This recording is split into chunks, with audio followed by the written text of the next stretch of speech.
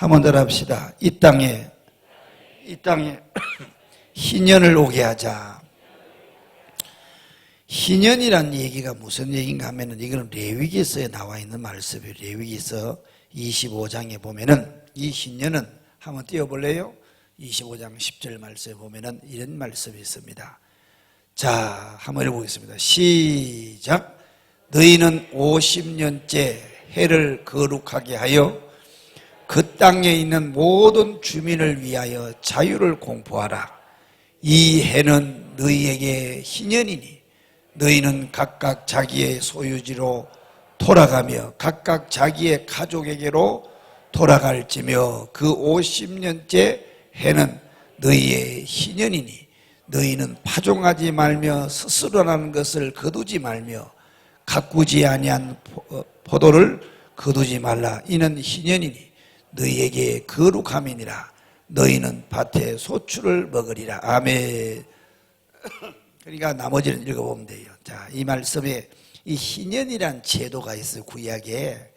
이 희년이란 제도는 어떤 제도냐 하면은 여러분 일일 하루 이틀 사흘 나흘 그래서 6일 동안에 우리는 일주일 동안에 일을 하고 그 다음에 일곱째 되는 날을 보고 뭐라고 그래요? 안식일이라고 그래요. 안식일. 그리고 7년을 기준으로 해가지고 1년을 기준으로 해서 7년째 되는 날을 가리켜서 뭐라고 그래요? 그건 안식년이라고 그래요. 안식년. 1년, 2년, 3년, 4년, 5년, 6년 하고 7년째 되는 해는 안식년이라고 그래요. 아멘. 그러나 7년씩 6번 하면 얼마예요? 7번 하면 얼마예요? 49년이 49, 7, 49. 49년을 지나고 50년째 되는 날을 가리켜서 희년이라고 그래요.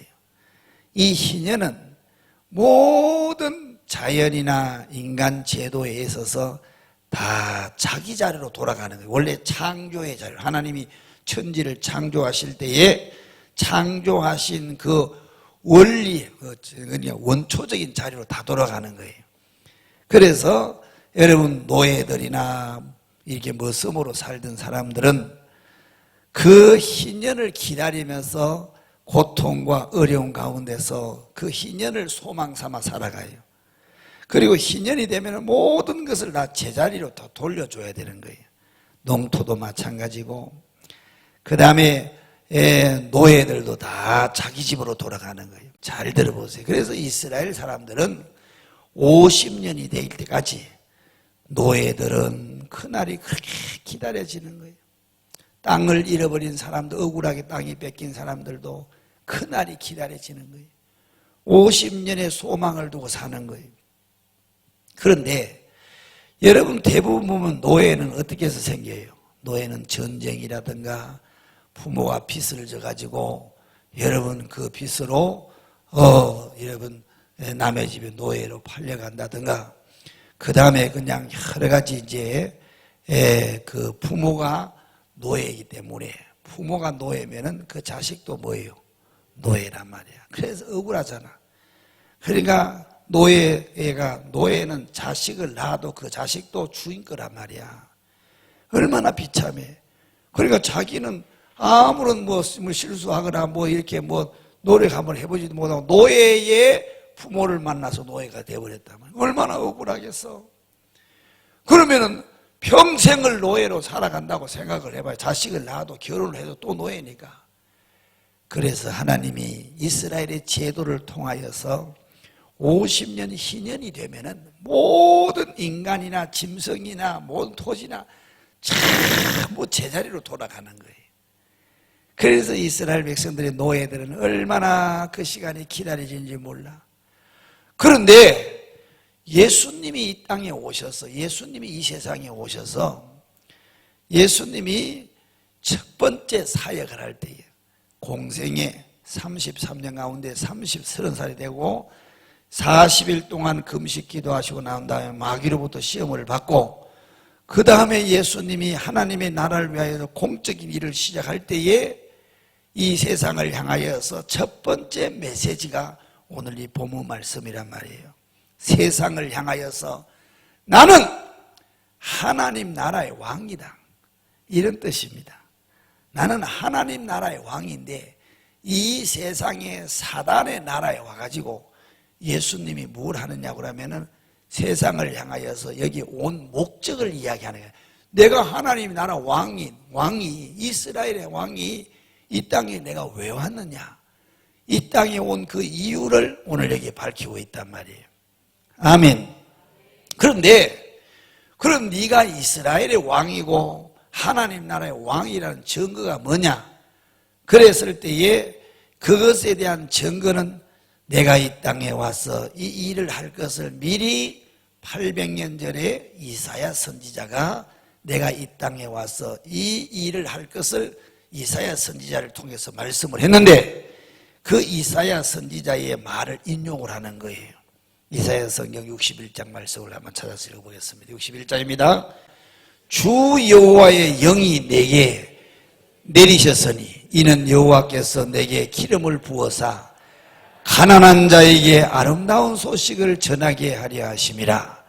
나를 보내사 마음이 상한 자를 고치며 포로된 자에게 자유를, 갇힌 자에게 노임을 선포하며 여호와의 은혜의 해와 우리 하나님의 보복의 날을 선포하여 모든 슬픈 자를 위로하되 무릇 시온에서 슬퍼하는 자에게 화관을 주어 그 죄를 대신하며 기쁨의 기름으로 그 슬픔을 대신하며 찬송의 옷으로 그 근심을 대신하시고 그들의 의와 나무고 의의 나무 곧 여호와께서 심으신 그 영광을 나타낼 자라 일컬음을 받게 하려 하심이라. 아멘. 할렐루야. 그러니까 예수님이 이 땅에 오시기 전에 800년 전에 이사야 선지자의 입을 통해서 앞으로 내가 나와 같은 이사야 선지자에게 이사야 선지자가 그 은혜를 입고 미래에 오실 메시아가 와가지고 이와 같은 일을 한다는 거예요. 아멘. 그래서 이사야 성경 51장의 이사야 선지자는 미래에 왕이 한 사람 오는데 그 왕이 와가지고 이 세상에서 이와 같은 일을 한다는 거예요.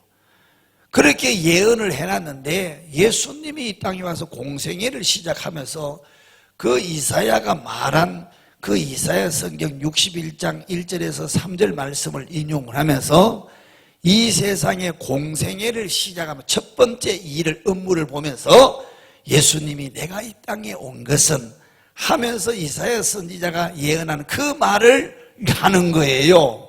그 말이 오늘 여기에 실려있단 말이에요. 주의 성령이 내게 임하셨으니 가난한 자에게 뭐 한다고 그랬습니까? 그러면서 이사야 선지자의 말을 여기에 읊어대는 거예요. 그러면서 이 예수님이 자기 이야기를 하는 거예요. 자기 얘기를. 자, 그래서 예수님이 공생애를 마태복음 3장 16절 말씀에 쭉 보면은 공생애를 시작하면서 예수님이 그렇게 이야기를 했다고. 예, 세례를 받고 딱 올라오니까 성령이 비둘기같이 내리면서 내 사랑하는 아들이다. 그래서 기름 부음을 받고 예수님이 업무를 시작하시는데 그 업무 내용이 뭐냐, 내가 왜 이 땅에 왔느냐, 내가 무슨 일을 하려고 해서 나는 왔느냐, 그것을 이사야 선지자가 예언한 말씀을 하는데 그 말씀을 잘 여러분 새겨들어야 돼. 한번 따라합시다. 은혜의 해를 선포하려고 내가 이 땅에 왔다. 누가?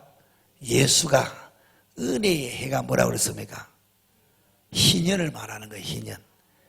은혜는 뭐예요? 값없이 받은 선물이란 뜻이잖아요. 그러니까 희년이 되면은 값을 지불하지 않고 모든 사람들이 다 제자리로 돌아가는 그 해가 희년이거든. 아멘.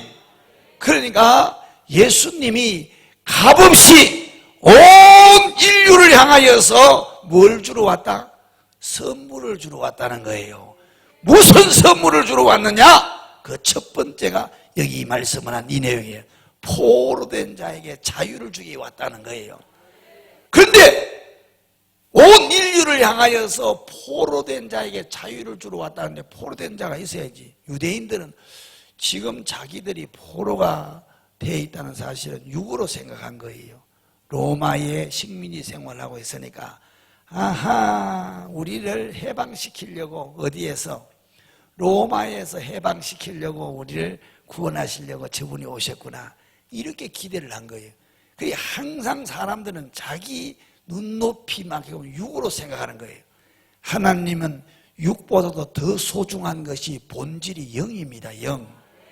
사람은 껍데기가 본질이 아니고 뭐가 본질이라고요? 영이 본질이라고. 팔 하나가 달아났다고 해서 내가 없는 건 아니잖아. 내 존재가 없어지는 거 아니잖아. 눈 하나가 없어서 애꾸눈이라 할지라도 그 사람이 없어졌다고 호적에서 지우지 않잖아요. 다리가 하나 없어졌다고 해가지고 그 사람 호적에서 그 사람 죽었다고 안 하잖아요. 이해가 되셨나요? 그러면 인간의 육체가 이게 본질이 아니라는 거예요. 인간 속에 있는 영이 그 사람으로부터 벗어날 때에 그 육체는 아웃되는 거예요.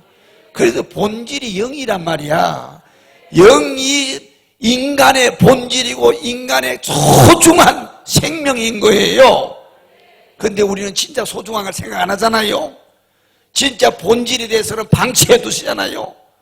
눈에 보이는 것만 그렇게 가꾸잖아요.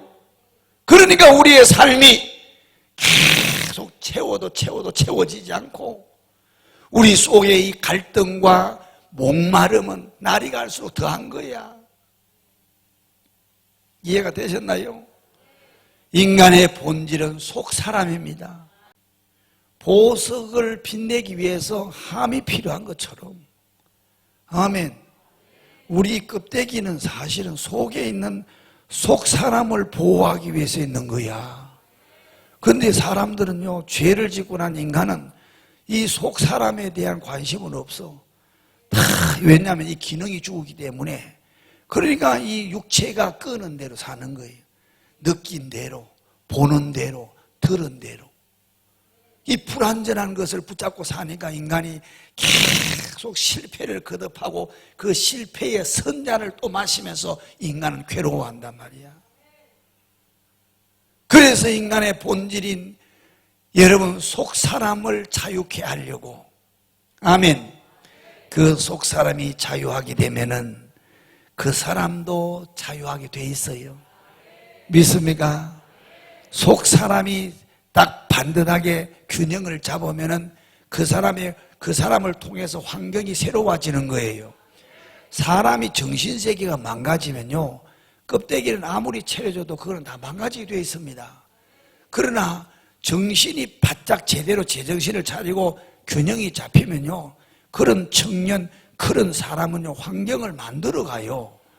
그런데 부모가 환경을 아무리 잘 만들어줘도 이놈이 그냥 노는 데 바고 주색 잡기 바고 정신세계가 타락을 해가지고 가치관도 없이 그냥 세상에 흔들려 육체가 놀아내서 사는 이런 애들은요, 집을 갖다가 그냥 몇 채씩 주고 사업장을 맡겨놔도 얼마 못 가서 다 까먹어버려요. 이해가 되셨나요? 정신세계가 여러분 속 사람이 온전하지 못하면, 바로 서지 못하면 그와 같은 일이 생긴다고. 이해가 되셨죠? 그래서 예수님이 이 땅에 오셔서 유대인들을 향하여서 회당에서 나사렛에서 예수님이 하나님이 나를 이 땅에 보내서 내가 오늘부터 공생애를 시작하는데 공적 업무를 보는데 내가 왜 이 땅에 왔느냐?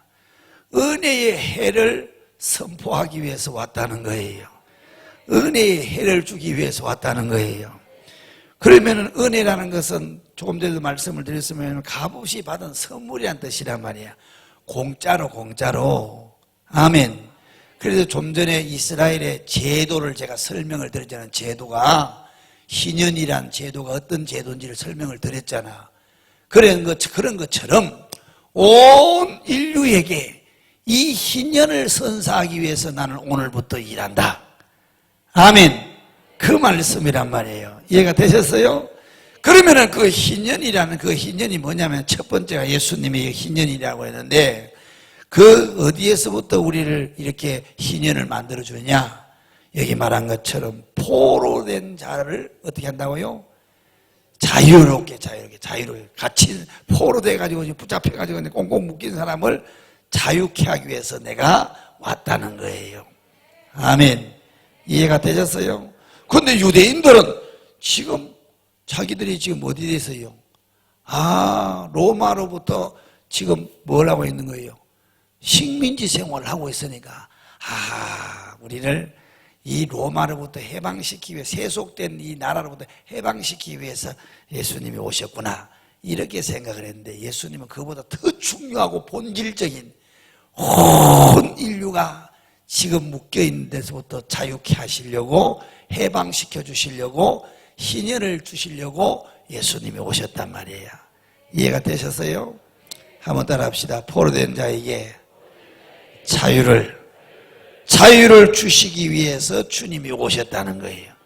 이해가 되셨어요? 이걸 지금도 오해해버리면 큰 사고를 치는 거예요. 포로된 사람을 자유케 한다고 해서 전부 깜빡문을 다 열어준다. 그렇게 하면 돼야 안 돼. 말이 안 되는 거예요. 그래서 이걸 가리켜서 신신학이라고 하는 거예요. 현대신학. 근데 성경은 지금 어디에서 포로된 자를 이야기하냐고 하면은 로마에서부터 식민지 생활하는 이들만을 위한 것이 아니고 여기에서 말하는 것은 영적인 포로를 말하는 거란 말이야. 육적인 포로가 아니고 영적은 어디에 포로가 됐냐? 지금 죄의 포로가 되어 있단 말이야. 마귀에게 포로가 되어 있단 말이야. 죄 여러분 세상에 엄탕하고 음란한 데 포로가 되어 있단 말입니다. 어둠의 포로가 되어 있단 말입니다. 그걸 사람들이 영적으로 모르고 있는 거야. 지금도 마찬가지예요.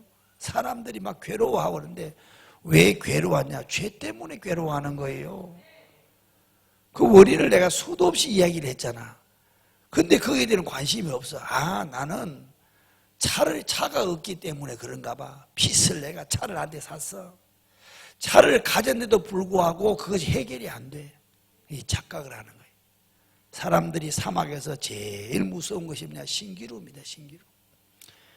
신기루가 뭐냐고 그러면 저 먼 발자면 아지랭이가 자욱하게 보이는데 그게 뭐 물 같아. 큰 호수가 있는 것 같이 눈으로 그렇게 착각을 하는 거예요. 그래가지고 자기가 갖고 있는 이 수통에 있는 물을 막 더우니까 머리에다 끼얹고 다 마셔버리는 거예요. 왜? 저 앞에 보니까 그 큰 저수지가 있으니까 그 물을 길러 먹으면 되니까. 그래가지고 그 수통에 있는 물을 다 써버리고 아무리 가도 물이 없어갖고 그래서 죽는 거예요. 오늘날 이 사람들이 현대인들이 신기루 같은 영적 문제가 생겼는데 그것이 육의 문제 때문에 온 것으로 착각을 하는 거란 말이에요. 그래서 수많은 사람들이 그걸 가지려고 세월을 다 보내는 거예요. 10대를 다 보내고 20대를 다 보내고 30대를 허우적거리다가 40대 50대 되면 자기들이 이제는 그때는 몸도 아프고 환경이 뒤따라주지 않으니까 50이 넘어가면 50살이잖아요. 냄새 난다고 하잖아요. 사람들이 어디에서 받아주겠냐고. 돌이킬 수가 없는 거예요. 그때 가서 나는 부모 잘못 만나가지고 그런 소리 하면 안 되는 거예요. 그래서 이 젊은 청년들 잘 들으라고. 부모님들 잘 들으세요. 여러분들이 착각하고 살았으면 지금부터는 착각하지 말아야 될 거 아니겠어요? 인생의 문제는 본질적인 문제에서부터 문제가 온 거예요. 그 본질이 뭐라고요? 영적 문제라는 거예요. 영적 문제. 영의 문제에서부터 고장이 났고 영이 인간이 포로가 돼가지고 인간이 사단에게 잡혀가지고 죄에 잡혀가지고 살아가면서 마치 육신에 무엇이 조건이 안 갖추어지고 뭐가 부족해서 그런 거예요. 근데 예수님을 만나서 내가 희년이 온 사람에게는 예수님을 만나서 희년이 온 사람에게는 내 영혼이 은총 입어 중한 죄짐 뭔다고요? 포로에서 벗어나 보니까 슬픔 많은 이 세상도 그 다음에 뭐요? 천국으로 화하도다. 아멘. 있는 집도 팔아가지고 전세로 가면서 주를 위해 사는 사람이 있는가 하면은 가지고 또 가져도 그걸 가지려고 세상에 허구적거려도 채워지지 않아.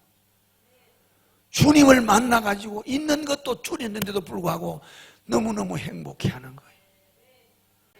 그런가 하면 어떤 사람들은 이 세상의 삶을 자기에게 주어진 것을 더 많이 가지려고 그런데 가졌는데도 불구하고 자기의 삶을 그리스도를 위해서 다 드린 사람이나 여러분 그 시간에 그냥 세상 것을 가지려고 몸부림을 해서 더 많이 가진 사람이나 비교를 했을 때에 행복한 사람은 누구더라?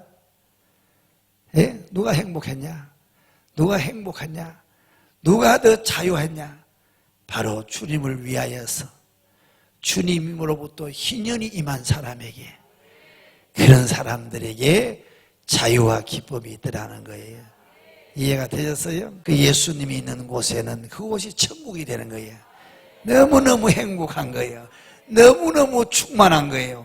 너무너무 그곳에는 소망이 넘치는 거예요. 이해가 되셨나요? 그런데 여러분들과 나는 이 말씀을 잘 귀 기울여야 됩니다. 아멘. 내가 이 땅에 온 것은 포로된 자를 자유케 하려고 왔다. 예수님이 이 땅에 오신 것은 그 목적이란 말이야. 이해가 되셨어요? 근데 그걸 육신으로 해석을 해버리는 거예요. 아, 포로되었으니까 저렇게 그냥 어려움 당한 사람들을 구출해야 된다. 육으로 해석을 해버리면 안 되는 거예요. 그거보다 더 중요한 본질적인 거, 주님은 그거보다 더 중요한 거, 본질이 여러분 문제 해결이 되면 그 다음에 환경은 만들어져 간다는 거. 사람이 바닥에 서 있으면은 이 사람은 정신 상태가 바로 서 있으면 그 사람은 환경을 만들어 가는데, 정신 상태가 무너진 사람은 환경이 구축이 되고 잘 조건이 갖추어져도 이걸 다 망가뜨린다니까. 한 사람밖에 아멘 안 하고 봐요. 예? 그게 중요한 거란 말이에요, 이게. 그러니까 본질이 뭐라는 거예요? 눈에 보이는 이 육체가 아니고 환경 조건이 아니고 사람 속에 있는 영이란 말이야. 그래서 예수님도 이 땅에 오셔서 내가 이 땅에 와서 해야 될 일은 포로된 자유를 자유시키려고 왔다. 이해가 되셨어요? 죄의 포로가 된 자들, 그 다음에 사단에게 노예로 살아가는 사람들, 자기 힘으로 아무리 몸부림을 쳐도 안 되는 거예요. 그래서 내가 그들을 해방시켜 주려고 왔다. 돈 받고 아니야.